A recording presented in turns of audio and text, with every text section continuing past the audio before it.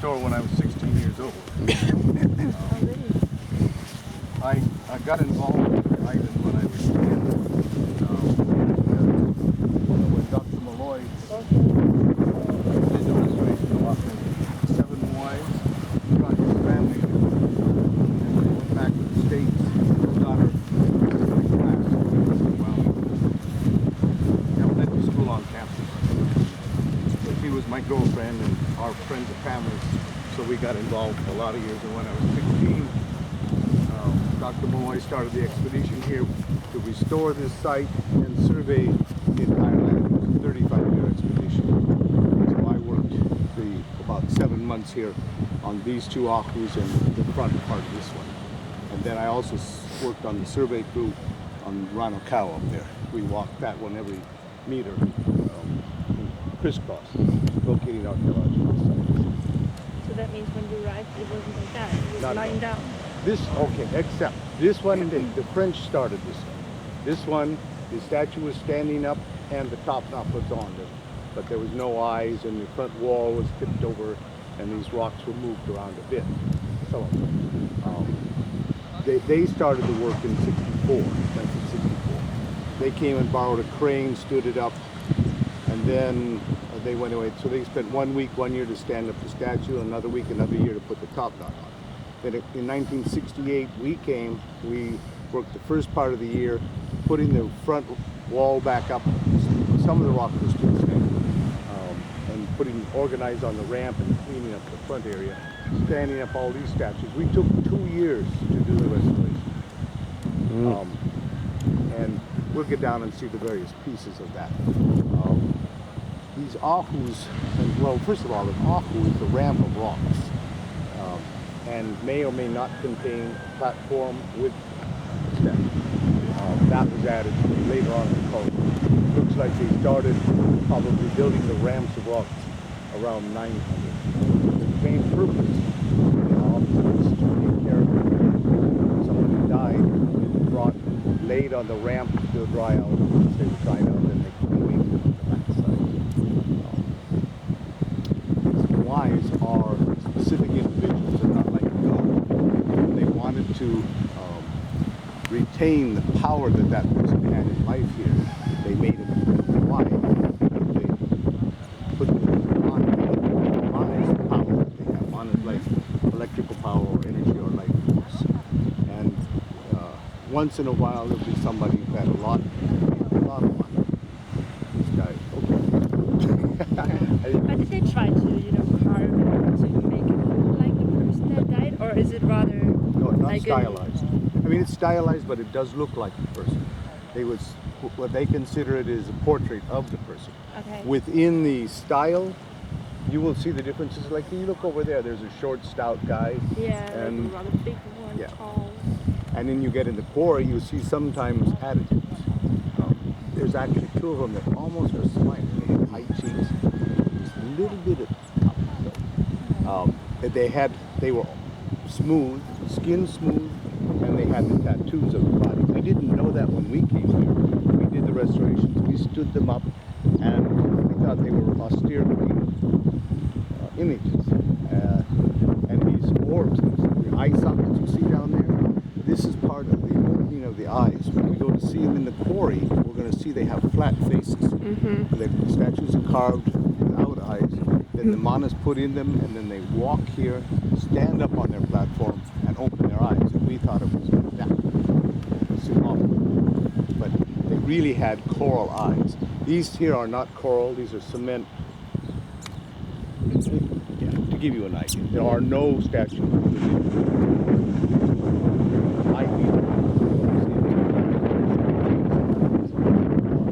What was this way? And this one didn't have bones, but it had a big cistern. The British had cleaned that.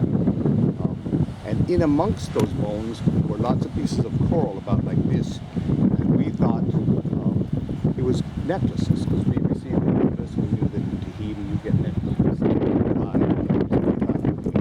When they put their dead out, they put on coral necklaces so they didn't think it was found.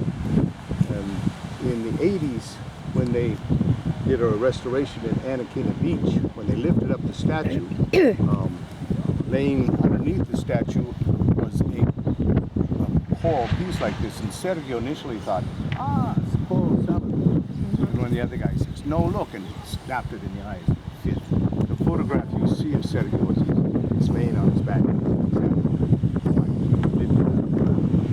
And so then we found out all the coral eyes and all these pieces of coral that we found in amongst the bones were the broken eyes from when they were toppled. And not only that, when they lifted it out, it still had the paint on it. They were skin smooth and painted, so they were gaudy like a lot of old cultures. We think that the Greek statues were all beautiful white paint. They were all painted as well. So. Before we go up closer, we can see down here how we date these ahus with platforms. Down this one here, you can see the rocks are not carved. They just used local rocks from 200 or 300 meters around here. They gathered the rocks in the faces that were flat. They made into a wall.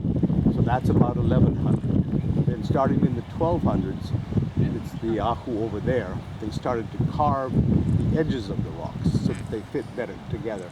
And you can see like the cornerstone up there is red, and then I'm sort of like an Eskimo with rocks. An Eskimo with snow does, but I do it with rocks. I can see those colors and know where they came from on the island. So they brought rocks to make these walls. And that's 1200 until about 1400. And then in the 1400s, they did walls like we see on this album, where all the rocks are from on top of Running Cow.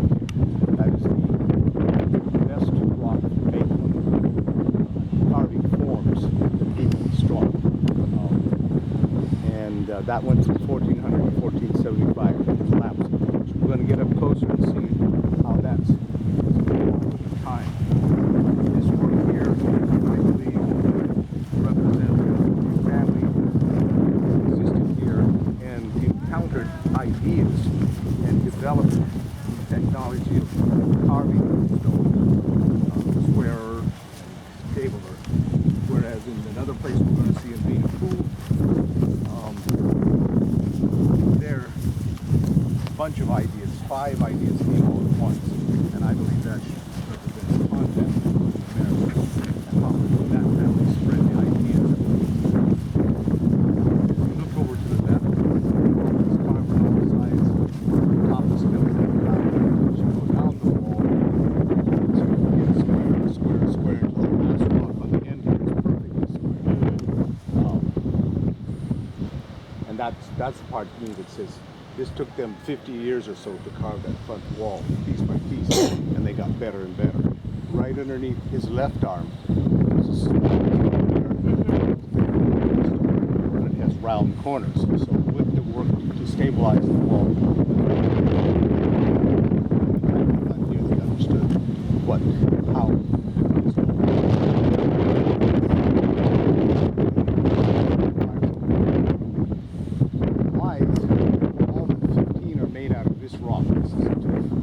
tough. There's only one outcrop of this rock in the entire vicinity. It's also polishable. You can't get it polished. But it's not like top-notch red scoria. They call it honey. That's silicone. You cannot polish it. It will wind up. So that's not a finished. They started making these top knots in the 1300s. In the last 100 years or so, some of the boys got them. The older ones did not have them. You can see his fingers, his right hand is still visible over here. When I was 16 in here, the left hand was still visible. So you can see And why? well, it's expanding. The rock is expanding and the water gets in better. And we're very lucky we don't freeze here, or we would have nothing. Yeah. With 1 or 2 freezing years. So it's kind of as soon as it started expanding, then it's going to expand more rapidly because you have that. It's not necessarily anything. It's not, well, what we've done is do and all that gets Right. to it. And this last year, John Von Gilder is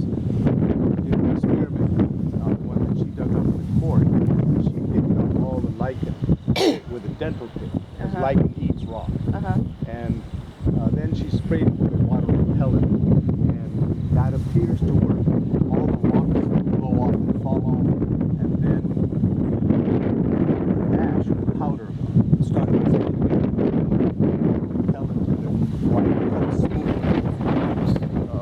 She did that on one moai, I guess it's 2 years ago. And then Sergio Rapo did it on another one in Anakita Beach. And he used to spray to kill it, like sprayed with water repellent. Those two moais hold up pretty well.